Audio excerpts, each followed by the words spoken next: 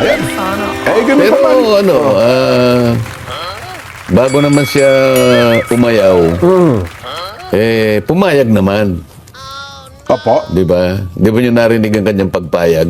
Yun ang importante. Hindi, parang kasi nung galipas na araw, parang akala namin babawi uli. Hindi, ganun. Di ba sa Maliwanag hearing? naman yun na Opo. pinagtapusan, papayag ka ba? Yes, sabi niya. Oh. Pero ang nagsabi po no, si Majority Leader Mig Hindi, Zubiri. binulong niya sa akin, sabi niya. Ganun ho ba? O, ako naman, kung mo galing na sa bibig ng majority leader at hindi Opo. naman niya itinanggi, naniniwala akong yes na yon. Kaya lang, dahil sa ako naman ayoko nang bitin. Opo. Okay lang, sabi ko naman. Oho. Dahil ako ayoko namang mabitin ng mga kababayan natin. Matagal na nilang hinahanap yan. Oho. So, kailan? Yun naman ang medyo nabitin ng Alanganin konti. talaga. Oo. Oo. Ayan ba yung pinag-uusapan nyo? Opo. Parang iba yata yung... Kasi nung kinabukasan, di ba, parang balita ko, parang bumawi na... Hindi, ang nasa isip ko ay yung maglalaban uli si Manny Pacquiao at si Mayweather. sa September 19. Sa Setyembre pa yan. Akala na, oo. Minsan kasi ano tayo para malinaw. Oho. Usapan. Hindi, bagamat pinaghahandaan din natin yan. Yun pala. Ayun po. So tuloy na pala. Ang tanong lang ho, kung kailan. Ang sabi, totoo ba yung balita? Aywan ko lang, sa social media ko nabasa December 25 daw po, Sen Tagal pa. Hindi ko alam kung totoo. Ipatatawag.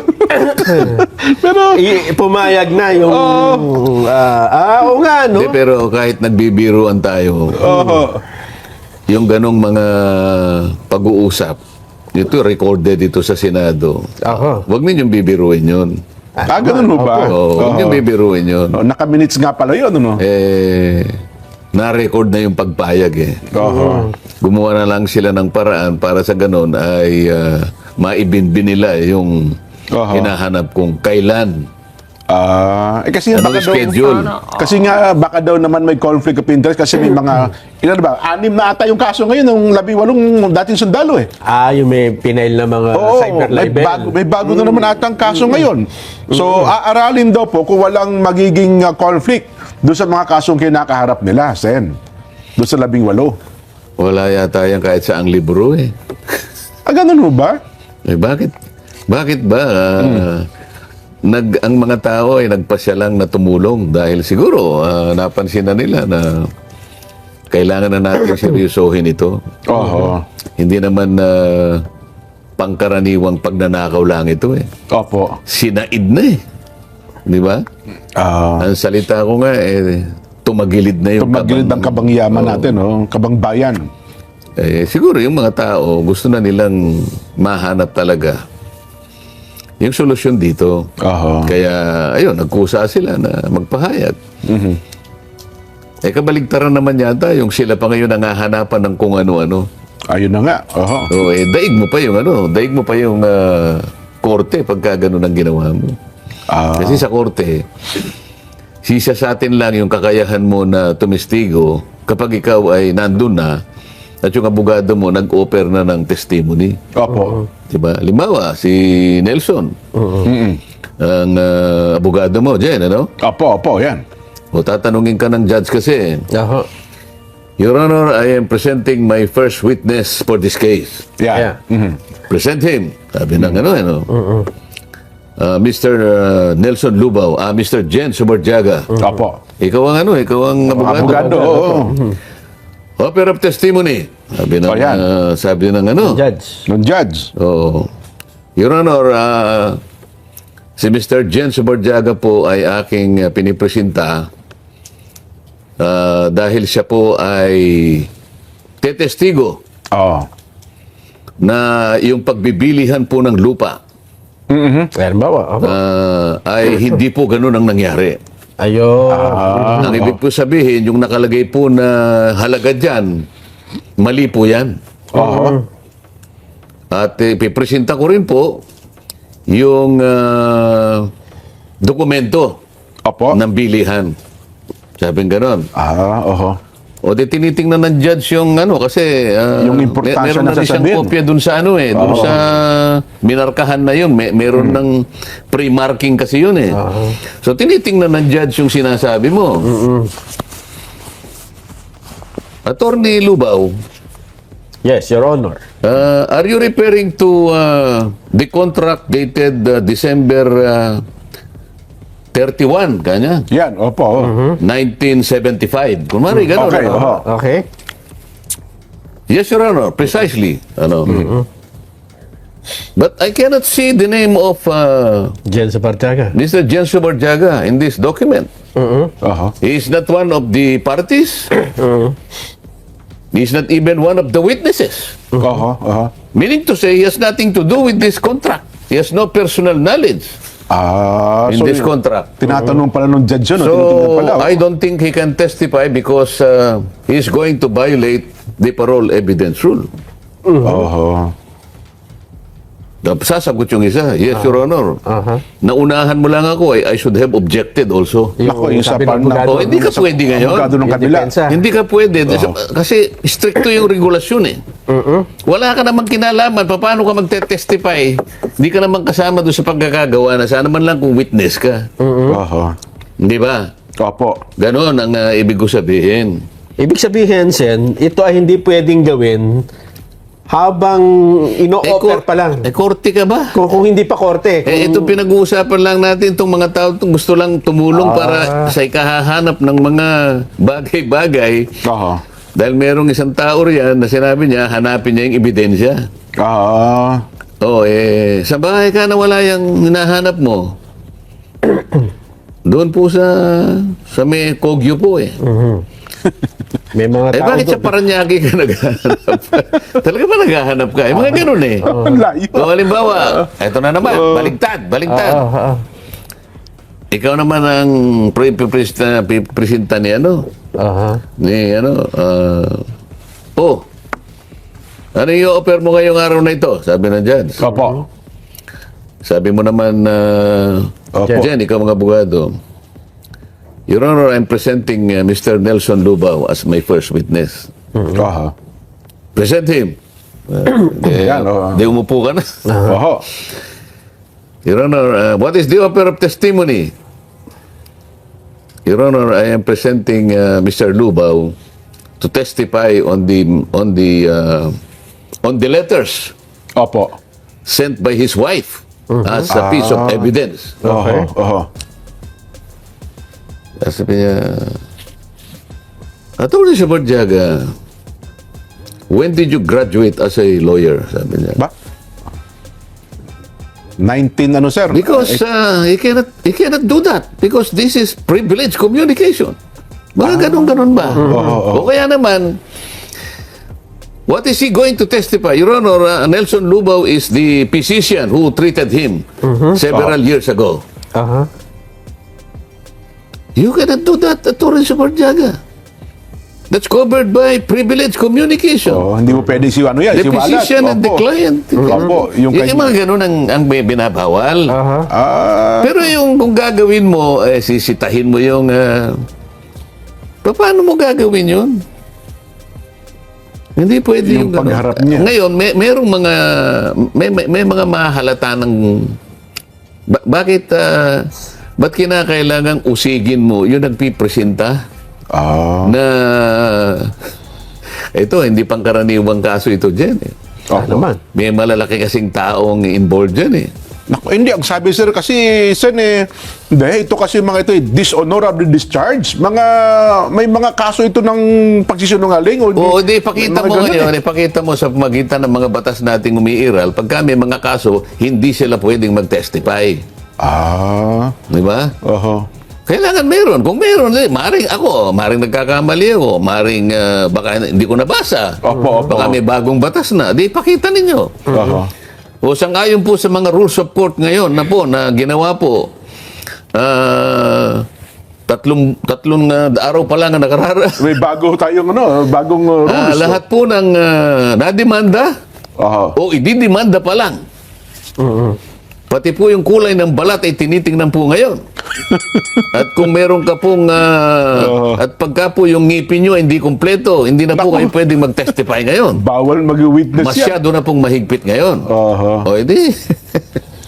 Ako ang kaso niya, Sen, syndicated, estapador po talaga yan. Talaga hong napatunayan ng korte na manloloko po yan eh.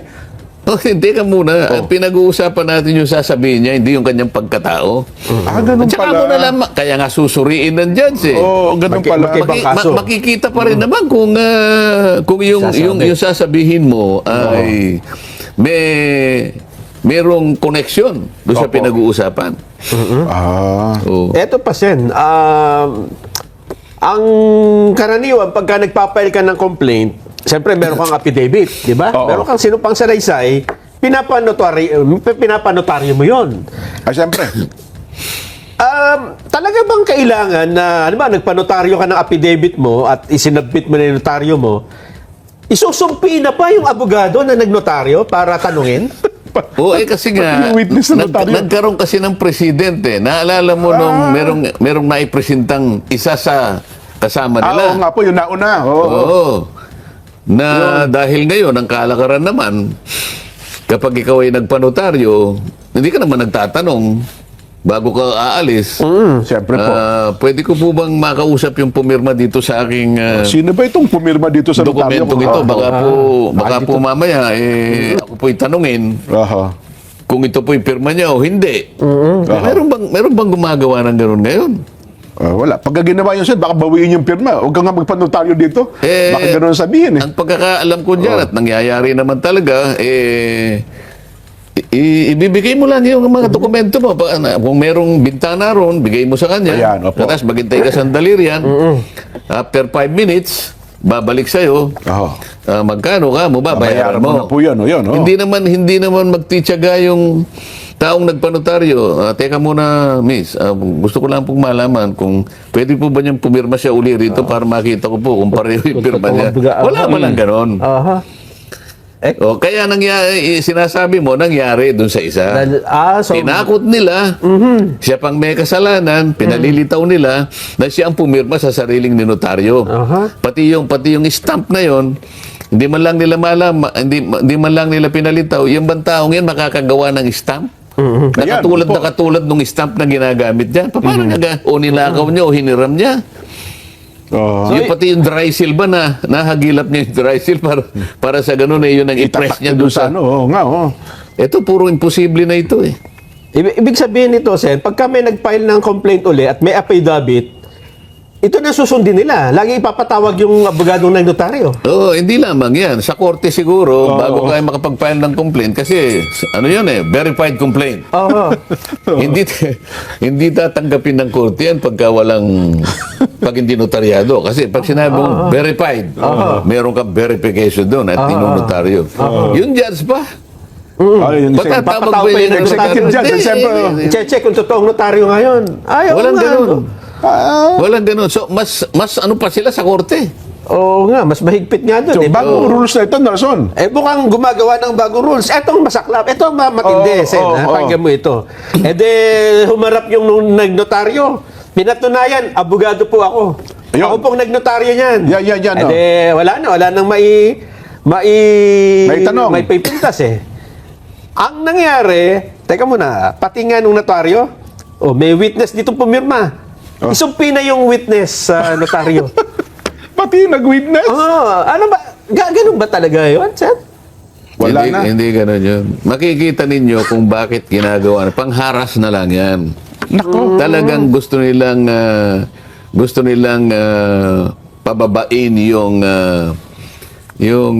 willingness Oho. ng mga tao hanggat maaari pahihirapan ka para ganon. ikaw ay bumitaw na doon sa iyong ginawa.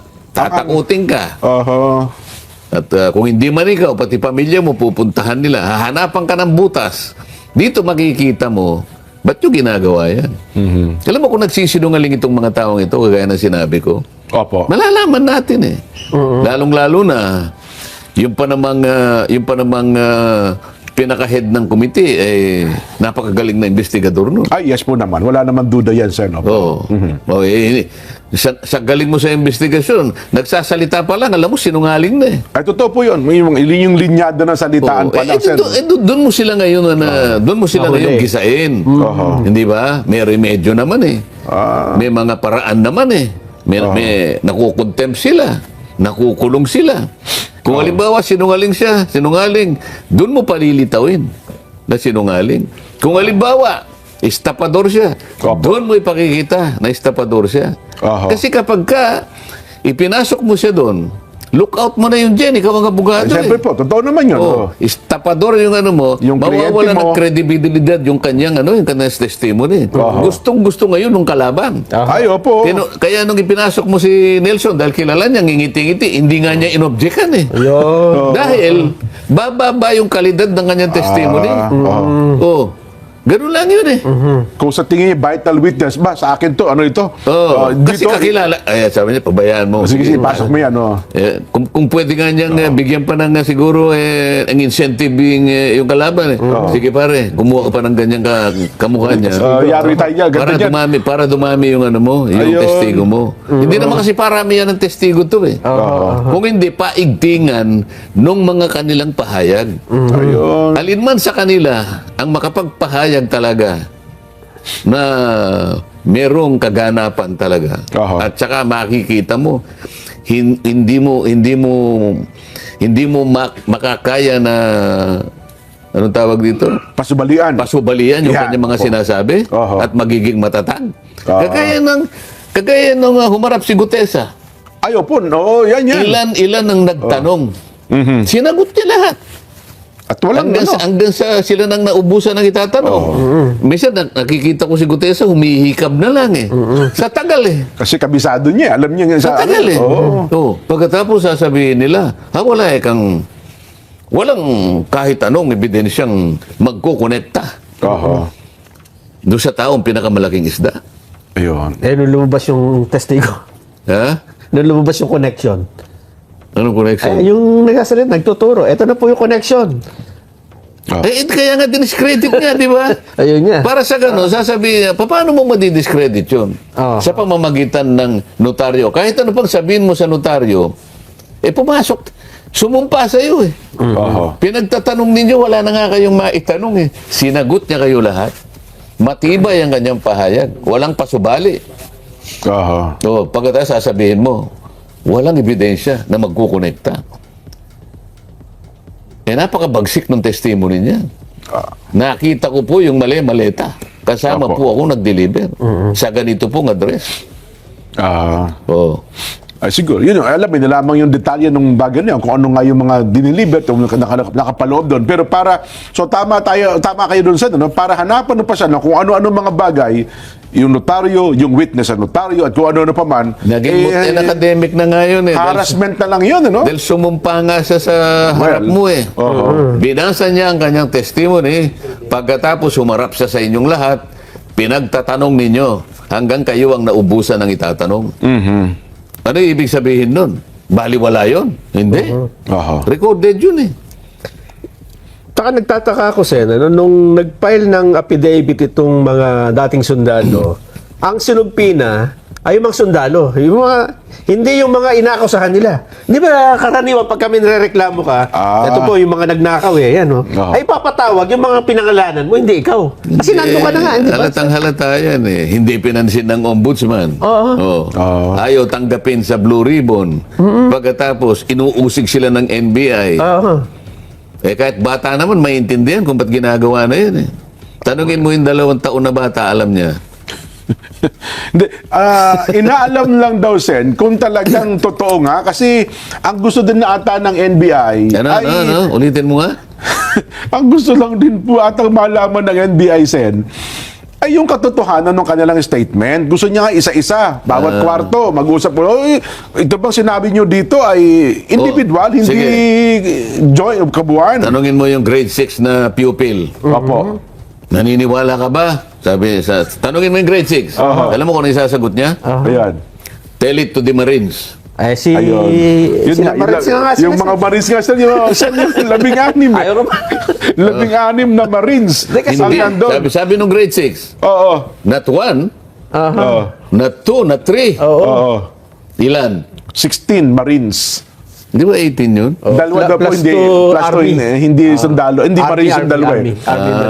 Army. Kaya Oh, sa ang tawag... tell it to the 16 Marines Yan. Yan. Opo. and to ex-military army officers.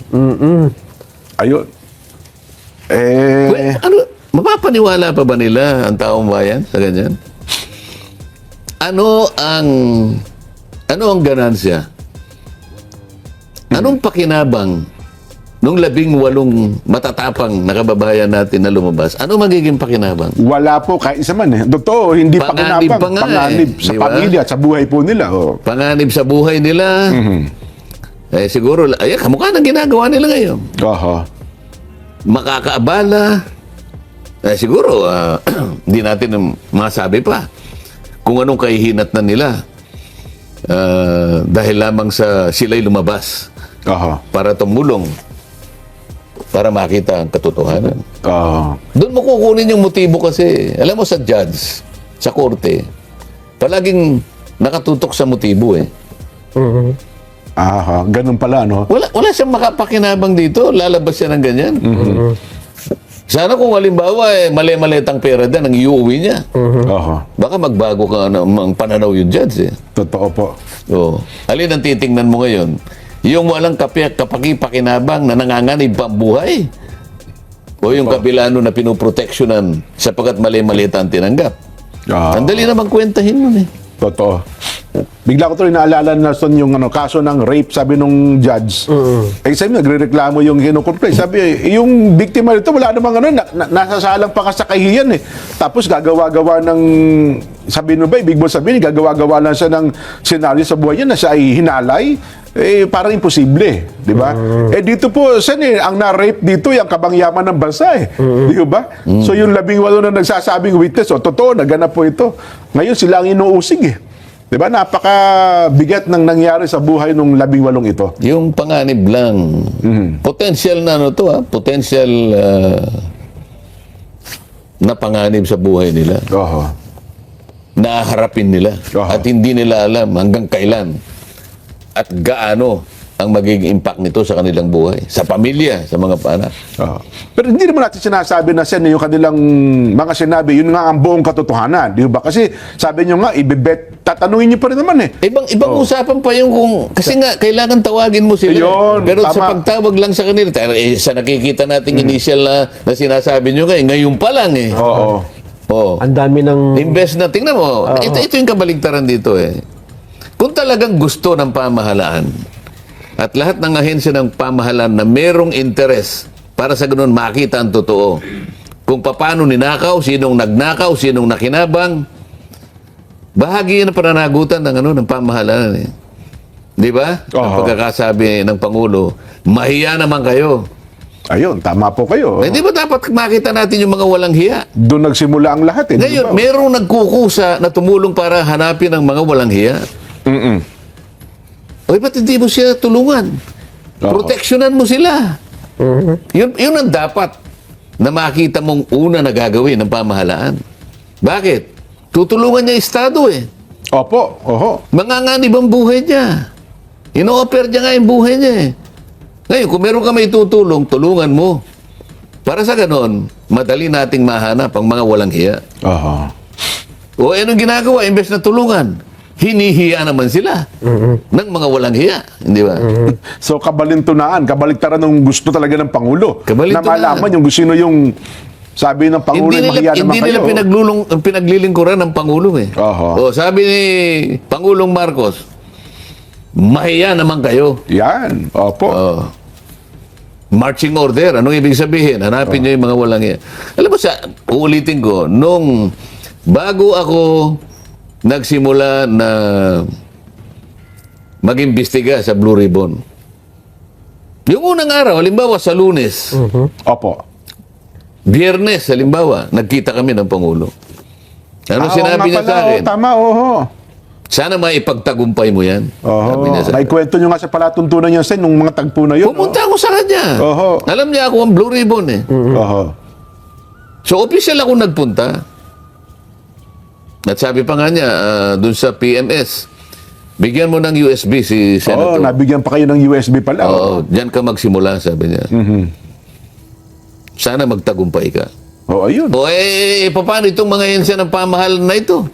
Oho. Yung pagtatagumpay na yon na Gusto ng Pangulo. gustong mangyari ng Pangulo, Mm. kabaligtaran naman ang ginagawa nila.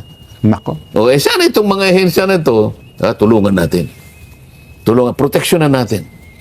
Ano pang kailangan ninyo? Meron pa ba kayong kailangan para lalo nyong mailabas lahat ang Yan, mga yung buong dapat katotohanan. paglabas? Opo, Oo. yan. Oho.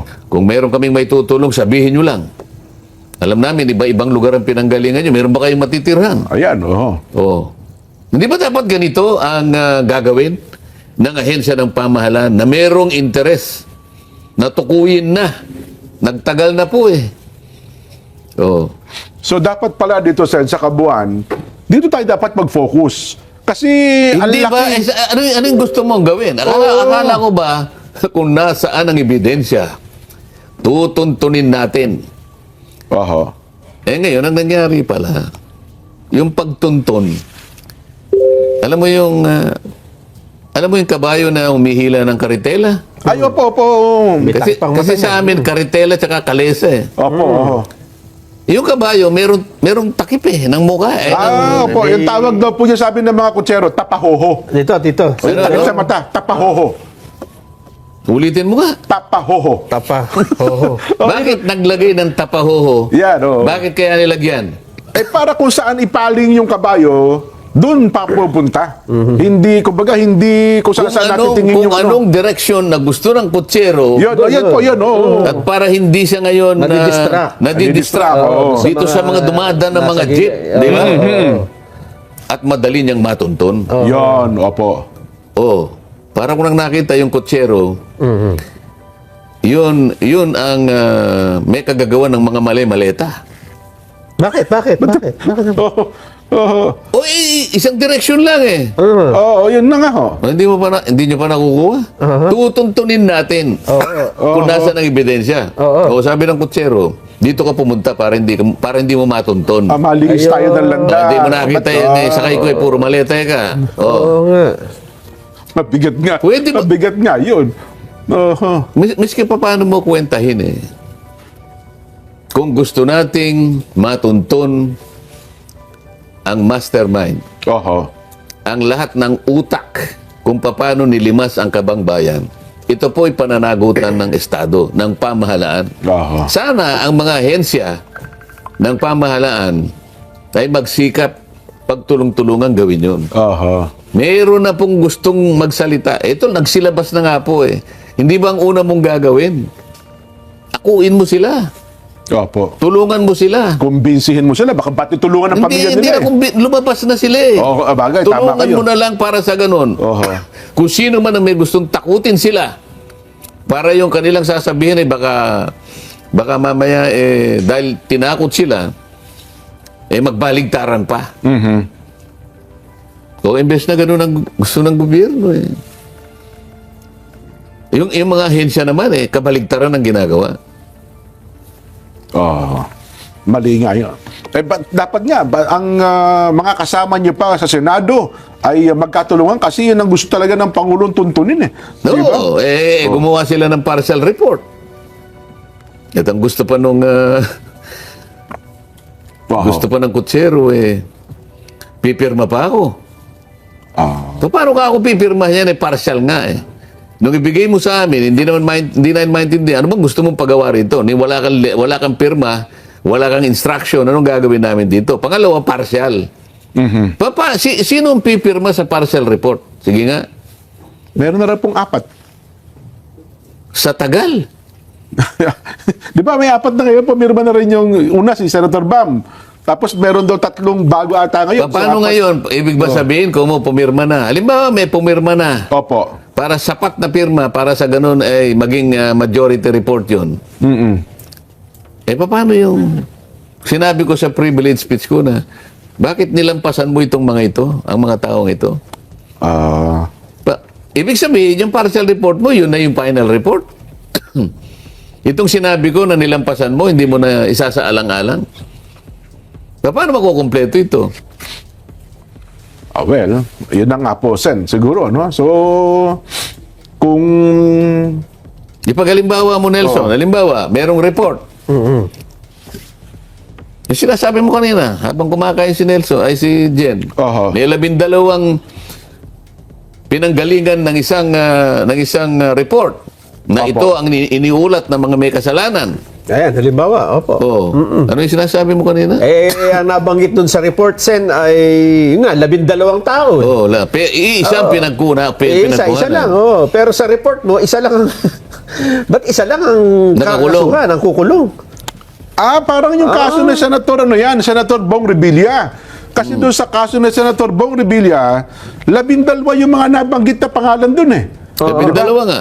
Bukod sa kay Senator Bong Revilla, ang dami nabanggit doon. Pero ang nakulong, ngayon, Isa lang. si Senator Bong Revilla lang. Samantalang iisa. Nasaan yung 11? Iisa yung pinagbatayan ng complaint eh. Kaya nga. Di ba? Nga pala, no? Paano sabihin- nga pala nangyari yun? Paano mo ngayon pipirmahan yun? Napili lang pala. So, pinipili lang nila kung sino yung gusto nilang ikulong. 12 yung kamo nga eh. Paano yung nagturo doon sa pinakamalaki? Wala naman doon sa 12. Anong gagawin mo? Kasi wala namang ikang ebidensya eh. Paano kasi peki yung notaryo eh. Bigla ko naawa tuloy kay Senator Bong Revilla eh. Parang siya lang kasi yung sumuko eh. Di ba? Sumuko siya doon. Yan tuloy, nakulong tuloy yung mama. Oo nga, pero yung pinakamalaki, wala daw dokumento o ebidensya na mag-uugnay sa kanya. Paano yung isang matapang na ex-marine na umugnay sa kanya, kinu-question Yung notaryo. yung notaryo. Nakalimutan niya, humarap pala sa komite at buong giting na nagsalita, Nanumpa. nanumpa. Nagpatunay. Nawala na sila ng itatanong. Ibig sabihin, walang kwenta yung kanya sinabi. At bumabase ka sa notaryo. Walang kwenta po para sa kanila, Sen. Doon sa... Yan ang kailangan natin. Diba? Sabagay, alam mo, yung mga kababayan natin ngayon, Yun na lang. Totoo kayo. mabilis na silang mag-isip ngayon eh. Kaya kahit ano pang gawin nila, wala na eh. Hindi na pinaniniwalaan eh. Opo. Ang labanan na lang ngayon, napansin mo na sa social media, no? Kung sino ang,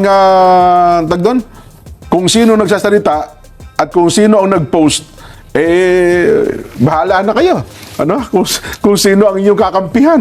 Ganun na nangyayari ngayon, labanan. Pero sa isip talaga ng ating mga kababayang nag-iisip, at kumbaga ay pinag-aaralan ng mga sitwasyong ito, alam nila, Sen alam nila kung saan papunta itong mangyayari sa ating bansa sa usapin ng flood control anomaly. Ay kaya lang ang tanong dito, Sen, ay kung ganyan na ayaw kumilos ng mga dapat kumikilos para umusad ang Hindi, kumikilos kaso. naman sila eh. Oo. Kumikilos sila, Depende lang kung pabaligtad. Pabaliktad. yun palihis. nga. Hindi pagpunta sa ebidensya. Palayo eh. Kung hindi pagbura sa ebidensya, paatras. Ay, ano mangyayari, Sen? Ano ang magiging... Baka tapos sasabihin niya, payag ako. Ayun naman pa pala, Narinig yun naman, pumayag eh. Pero ibinulong niya. Nahihiya pa siya nung sabihin eh. Sabi ni Majority Leader, binulong po niya sa akin. Opo. Yes. O di okay, di ba?